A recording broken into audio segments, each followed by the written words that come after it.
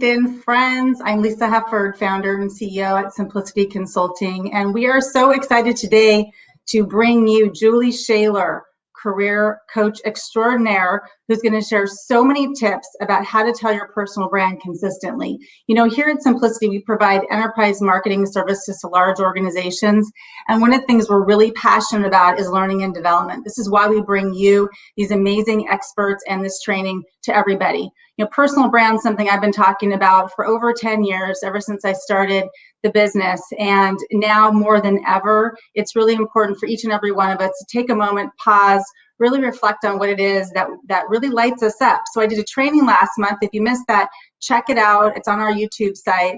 And hopefully you get some great tips on how to really present yourself in the best way that you want, so you really attract the work that you want, and that you're able to deliver the impact and ultimately seek fulfillment and work happiness. That's what it's all about. So without further ado, I'm going to do a quick intro of Julie Schaller. You can definitely check her out on her LinkedIn site. As I mentioned, she's a career growth coach. She helps clients to find their personal story, find the work they love, reach new heights in their career. She really has an X-ray vision for seeing their greatest potential and then helping them realize it. She works with all kinds of leaders, whether they're leaders to go to the next level in their organization, maybe they're making a career switch from corporate to consultant. Maybe it's just about building confidence and credibility. I've known Julie for so many years now, and she actually was one of our first consultants here at Simplicity about 15 years ago, and it's been such a pleasure for me to watch her grow over the years and build this amazing business. And we love supporting her, and she loves supporting us. It's a win-win for all of us. And on a personal note, it happens to be her birthday, so happy birthday, Julie. Thank you. Yeah, I got the birthday hat going on. Thank you for bringing your wisdom and what you do on your birthday. You're not just out there gallivanting, you're actually working and helping out everybody. So I think that says a lot about who you are. So today, Julie's got some amazing slides and details on how to tell your personal brand story consistently. She's going to take it away, and then we're going to circle back with a couple minutes at the end. We've only got 30 minutes here, so it's going to be fast and furious. Get out your notepad and paper. Get ready to take notes. If you have questions, put them in the chat, and I'll be sure to be capturing them, and we'll try to get to all the questions as a follow-up here at the end of the LinkedIn Live. So take it away, Julie. Thank you, Lisa. And yes, it is really fun to be on this journey with you. And likewise, yeah, it's just really a pleasure to be working with Simplicity. I feel like Simplicity is like my extended family. But we are here today to talk about how to tell your brand story consistently. And so there's a few things that I'm going to share with you today. The first one is we're going to talk for a bit about what this concept of brand integrity is and how to create it across your resume, your LinkedIn, your pitch, and just what it's all about. And then next, we're going to go doing a bit of a deep dive in giving you 10 ways that you can showcase your personal brand through your LinkedIn profile. And then last but not least, we'll do a similar thing, and I'm going to share 5 ways that you can communicate your personal brand through your resume. So let's jump in. I want to take a second to give you all a bit of a quick recap on the personal branding workshop that Lisa did last month. So if you didn't have a chance to see that, I highly recommend that you go back and watch it. Lisa knows what she's talking about. But in summary, here's the first thing, like, why do we even need a brand? And well, there's a couple of main reasons. The first one is that perception is reality. And when you create your personal brand, you're determining what you stand for, and you are shaping the perception that others will have of you, which is a good thing. Secondly, your brand also speaks to what you stand for. And if you don't define your brand, and if you don't determine how you want to be perceived and what you stand for, you kind of leave it to chance. And what others may judge or make assumptions about you may not be exactly what you want. So this is why this is so important. The great brands that you all know, Nordstrom's a great example that Lisa references, are all very intentional. And they're really, in essence, a combination of your strengths and your passion. Next, we want to think about building a brand through these 5 steps. The first is to be aware. Be aware of what you want to stand for. Be unique. Identify what your superpower, what that great thing that makes you unique and stand out. And be confident in communicating and sharing who you are and what you stand for. But also, be teachable. This is such an important one because sometimes people get stuck trying to do it all themselves. So being teachable is a really important step in the process. And last, be kind. Sometimes we have such high expectations of ourselves, or we think we need to be at a mastery level right off the bat, and that's not always true. So be kind to yourself. So the next thing that Lisa talked about is determining a brand statement. And this is a really, really important foundation for you to do and a step for you to take for yourself before you actually dive into LinkedIn and resume, which I'll tell you about in a moment. But when you're determining your brand statement, the easiest way to think about coming up with this is to think of saying, I am a what? You're filling in your identity. Who, why? What's your why? So for example, my brand statement is I'm a proven career growth coach who helps people 10x their confidence, master their message, and land the job they love. So that's what I do and why I do it. All right, so let's keep going here. So you've got a personal brand. Great. So what? Now what? What do I do with this? And that's what we're going to be talking about today. Before I start diving into the tactics, I want to take a moment to talk about this concept of brand integrity. What the heck is brand integrity, you're thinking? And so if there's one thing that you take away from this presentation, and definitely write this down, it's having consistency and integrity across how and where you show up.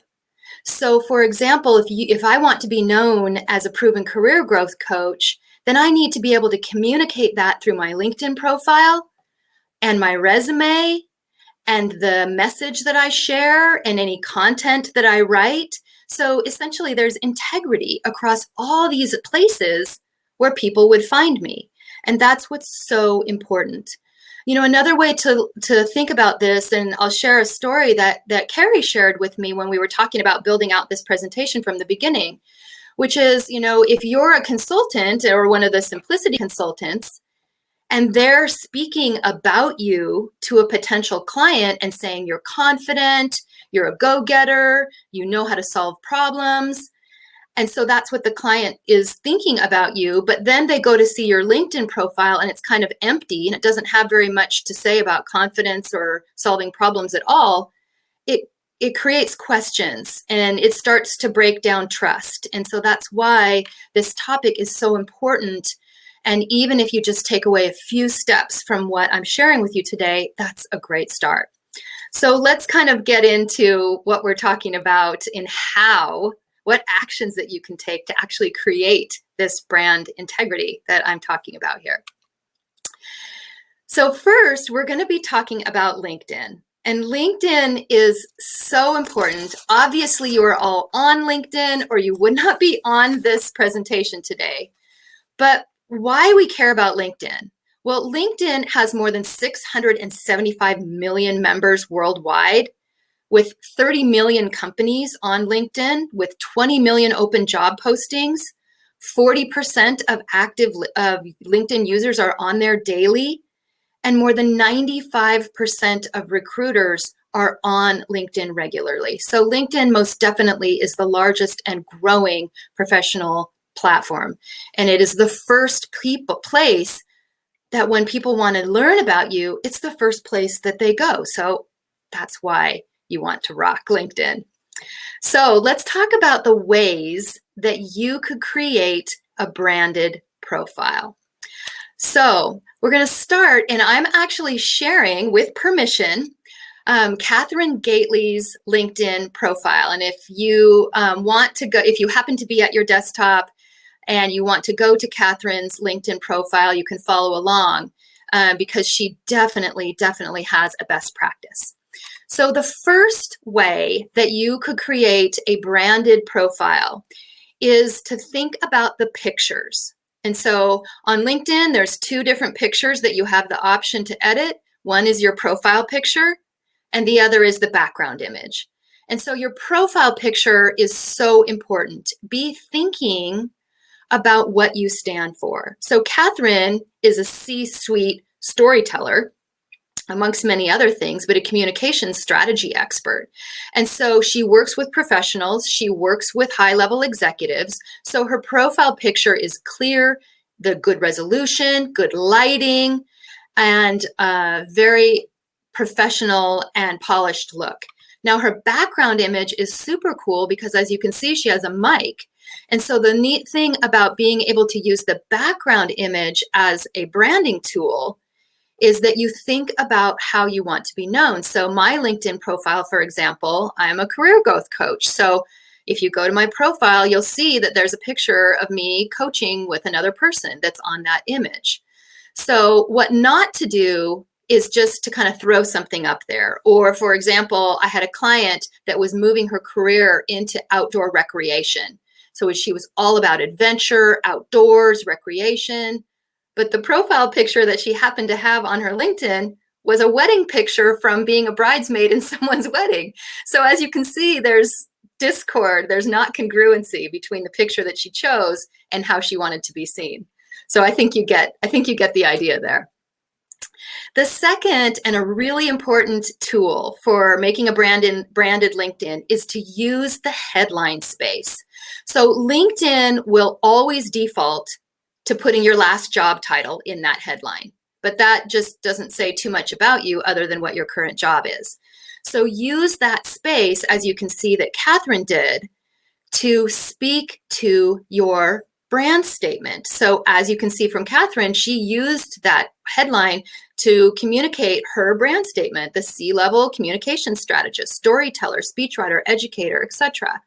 And so you want to be able to do that. If you want to use keywords instead, that's okay also, but a brand statement is definitely a best practice because then right off the bat, people know who you are. Third is the about section. And this is a place where people often get stuck. So I'm going to help to try to simplify it for you today. I recommend to my clients to use a 5-step, I call it a recipe for the about section. The first thing to do is to list a point of view or a key strong sentence, as you can see that Catherine did. That catches people's attention. It makes them interested. It makes them want to know a little bit more. Then you can go into your background, maybe a paragraph or so, not too long. And third, give a greatest hit. Share one of your accomplishments, one of your wins that provides proof and validation of something successful that you've done in your career. Fourth, you'll want to give a little paragraph or a summary of what you do now. And then at the bottom, do a listing of all your key skills, competencies, values, strengths, etc. Because that is important because that's going to pick up all of your key words and you'll want that first to be searchable on your LinkedIn profile. The fourth way that you can think about branding your LinkedIn profile is through your activity. So once you have your profile updated, be intentional about your activity and what you post. So just liking other posts is okay, but if you want to be like, if I want to be known as a proven career growth coach, then the things I'm going to be sharing are things related to career growth or things related to job transition. And even if you aren't creating your own content, you can actually share information or you can add a thoughtful comment on someone else's post. And even that is something that says it speaks to who you are. So the fifth step and the fifth way that you can create a branded LinkedIn profile is through the experience section. Now, typically I suggest that you don't want your LinkedIn profile to be a copy and paste of your resume. The experience section might be one exception to that, where you can actually do a lot of the similarity of what you have in your resume to copy that over. But use that section. Definitely include the bullet points that you've done. Include the summary of the work that you've done. Because I can tell you that if you don't use that information and you just list your job, if a recruiter lands on your profile and they don't see any information, they're probably going to move on to the next person. So you definitely want to give a summary of what you've done. And the key thing to do on all of this, especially for LinkedIn and for resume, is to think about your brand statement as the title of your profile or the headline of your story. And so when you write whatever you choose to write for your experience to the best of your ability, it should provide proof or validity and use language and examples that support the claims and the points that you've made in your brand statement. So think about that, like using your brand statement as a filter for what you do or maybe don't include under your experience section.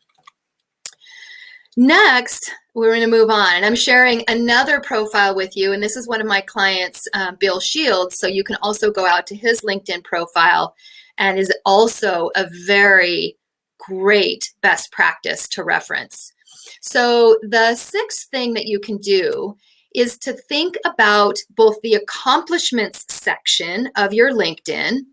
And so you can use this if you want to list key achievements that you've had, if you speak multiple languages, if you have key projects, awards, etc. These are great ways to position yourself and showcase the great work that you've done. And I'll say, don't be shy here. Some people are like, oh, I don't want to share, I feel like I should be more humble. Well, I would tell you that your LinkedIn profile is not the place to be humble. Like, don't go bragging throughout your about section, but definitely if you have key achievements, then list them. Under the skills section, this is something to pay attention to, because what will happen with LinkedIn is that it will default and list your top 3 skills based off of how many endorsements you have. Now, I highly recommend that you go and look at the skills that LinkedIn is showing for you. And if you don't like the skills that LinkedIn has listed and you don't think that they align with who you are in your brand statement, then edit them. I think in my case, when I first switched over into coaching, one of the top skills that was showing up was like project or program management, which is something that I had done a lot in my corporate career, but it wasn't something that I wanted to carry forward and be known for as a coach. And so that was edited out. Any licenses, certificates, as you can see that Bill has here, definitely add those to your profile. Sometimes we forget to update it, but I'm definitely encouraging you to go and update any licenses, trainings, endorsements that you have. The next way that you can brand your LinkedIn profile is one of the most overlooked sections, and that's the recommendations section.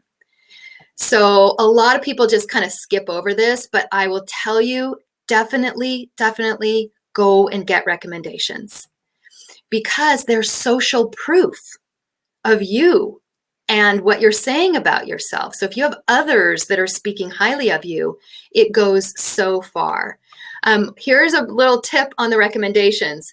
If you go to a past boss or a colleague or anyone that you would like to give you a recommendation, and you offer to reciprocate and put a recommendation on their profile, you'll find that it's much easier for you to get recommendations, because most people are very happy to get one. And so if you're willing to give one to them, then they'll do the same for you. So that's just a quick tip to get those. Definitely recommend to get 3 or more within the last 6 months. Next is the volunteer experience. So this is applicable only if you volunteer, but this is yet another great way to show and extend your brand. So if you have leadership in a community organization, put that on your LinkedIn profile.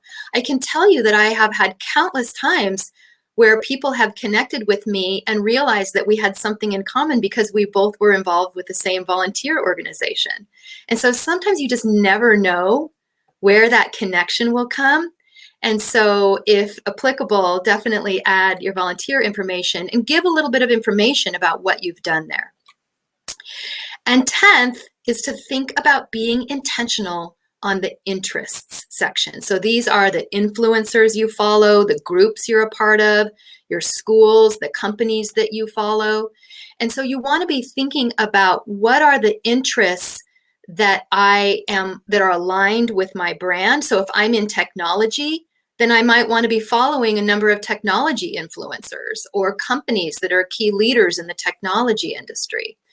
But be intentional on that, because sometimes it can get skewed if we like a lot of things and they may just have no relation to our brand whatsoever. And so then you can decide if you want to unfollow them. All right, so let's move on. We've talked about LinkedIn. I've done a quick pass on that. So let's talk quickly about 5 ways that you can build a branded resume.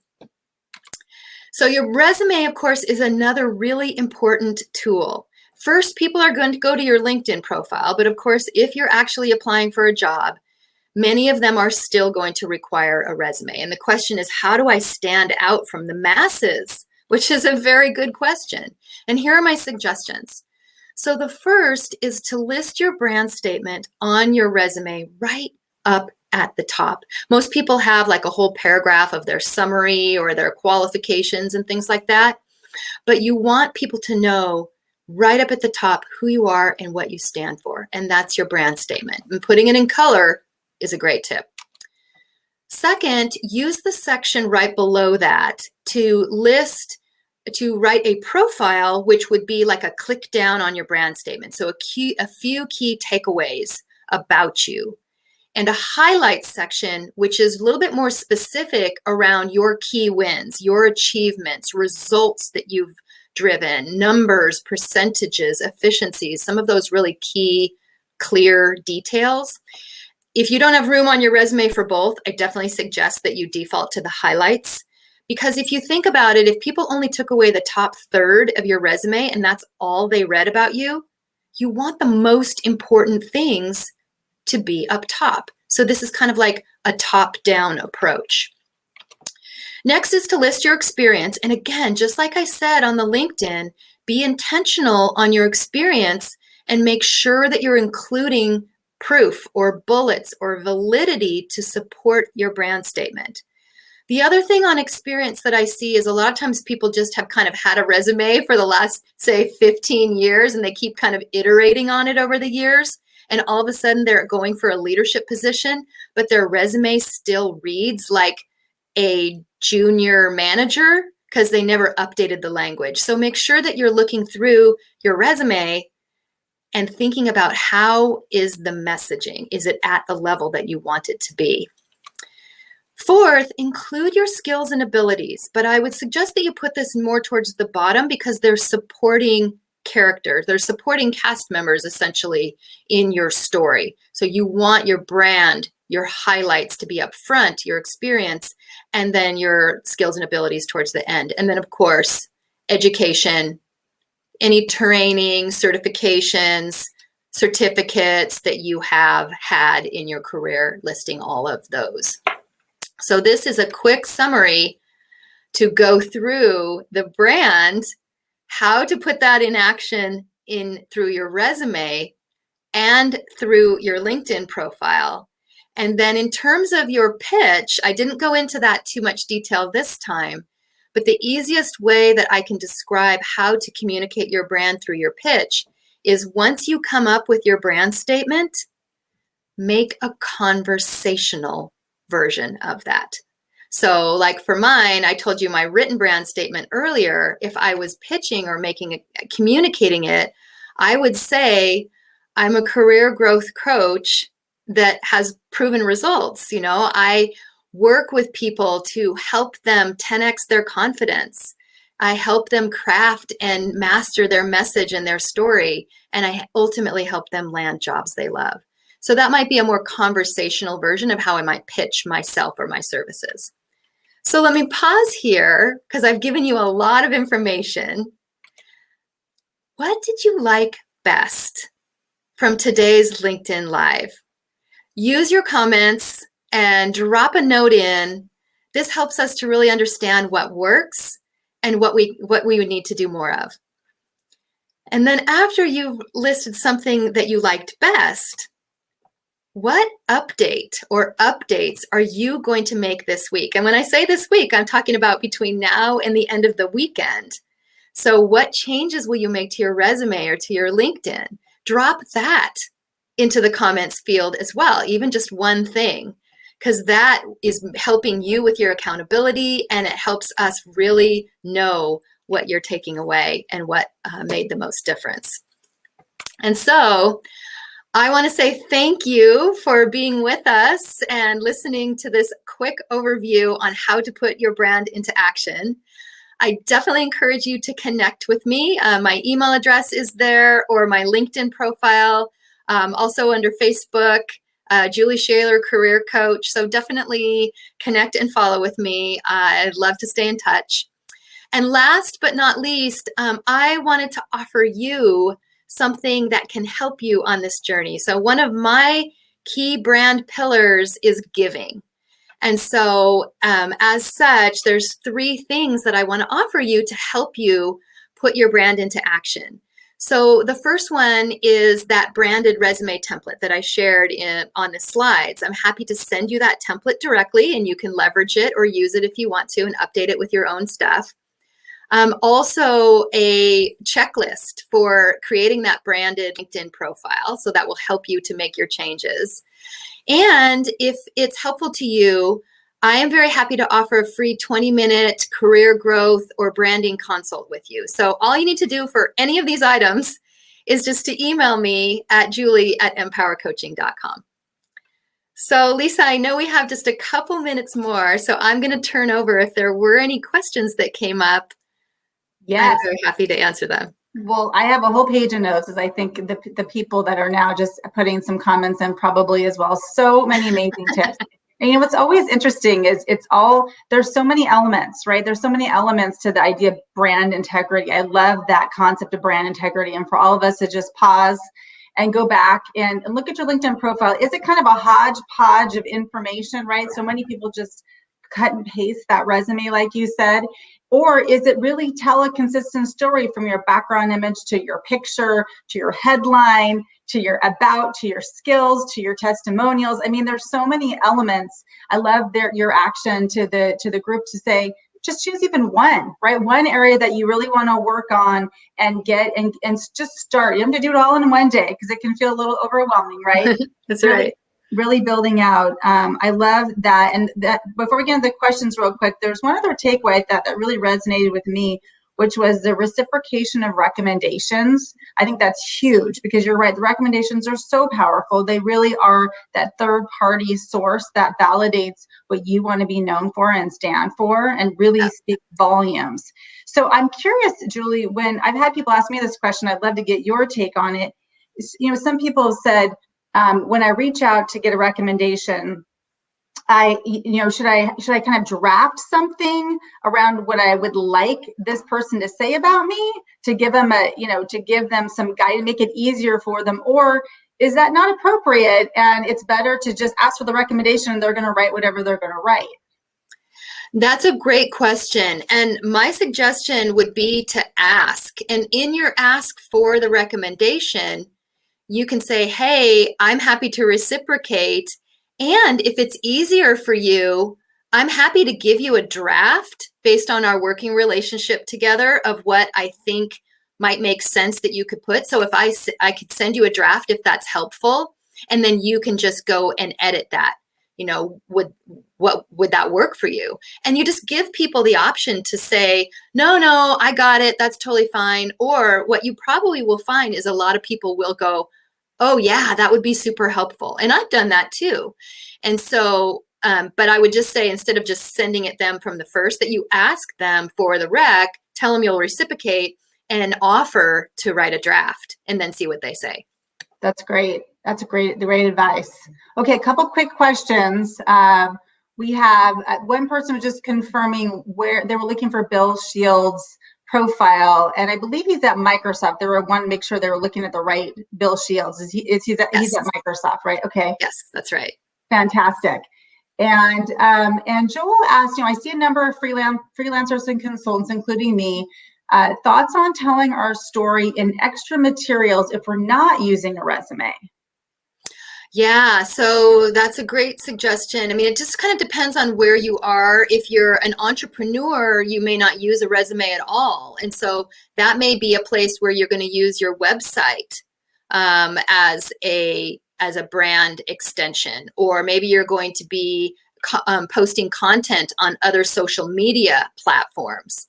And so it's the same principle of brand integrity and being able to express what you stand for in those other mediums. And so if you don't use a resume, it might be a CV, it might be a personal statement, possibly, depending on kind of where you are in your career.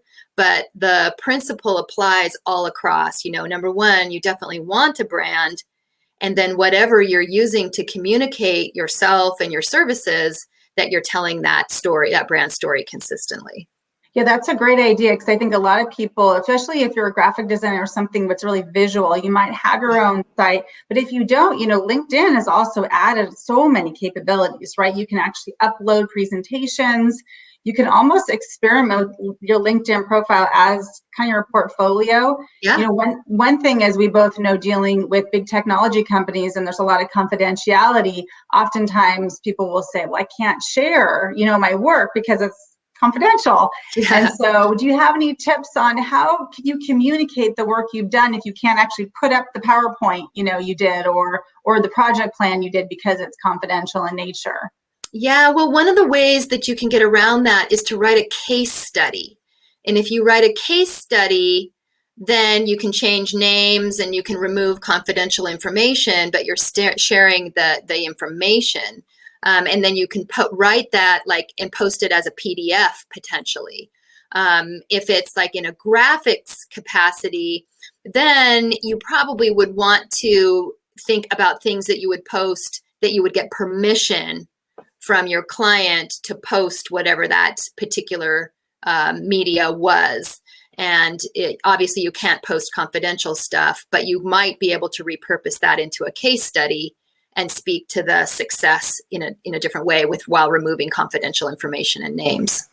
That's a great idea, to frame it in a case study in kind of a generic way, right? You could say like the world's largest software company, or things without using violating kind of the confidentiality. Okay, one more question here from Ryan Mugford. There's a lot of discussion about the format of resumes these days, the shift being far more graphical in nature. Does this support your brand, or does it make you look like you're trying too hard? Yeah, that's an interesting one, because I came in the beginning thinking that we needed to be able to be really unique and have that kind of include some graphics and things like that. But I'm going to say it depends on the industry that you're in. So if you're in graphics design, then you're probably going to have a straight up resume, but you would also have a portfolio. But what I found is, particularly if you're applying at major corporations, just typical businesses, corporations, especially bigger ones that are going to have HR databases and systems that your resume gets, dumped into, all of that any graphical stuff that you would put on your resume is all going to get stripped away. And so that's why it may not be as good, because whatever beautiful graphical resume that you create, if you're applying to an organization that's going to drop it into a database, it's all going to get lost. Now, that might be different if you're meeting with people one-on-one or individually, and you email them or hand them a resume, and perhaps it's a more personal kind of interaction. But in that case, you might want to have two versions of your resume. But as a default, I still recommend the standard one, with the difference being telling your story in a really compelling way, because that's what most people don't think about doing on their resume.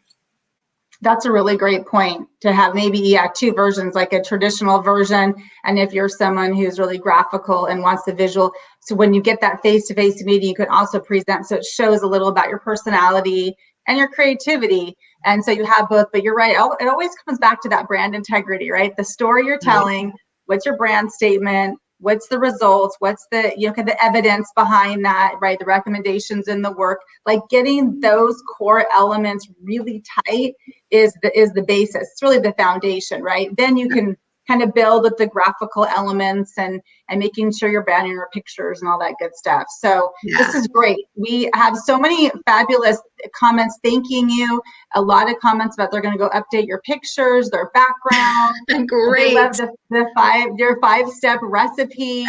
So, so you're gonna, Julie can't see the comments, but I can. So you're gonna have a lot of fun, Julie, just reading the comments and how much people are really appreciating all of your wisdom. And so I think this is a good opportunity, since we're a little over, but I really want to make sure we got those questions answered, to wrap up and just encourage everyone. If you're out there and you're kind of like, yeah, I really need to just take my LinkedIn profile to the next level, it really isn't representing who I am, reach out to Julie. Why wouldn't you take this opportunity just to get a free offer from her for 20 minutes? She's probably going to give you even more tips than you've heard today.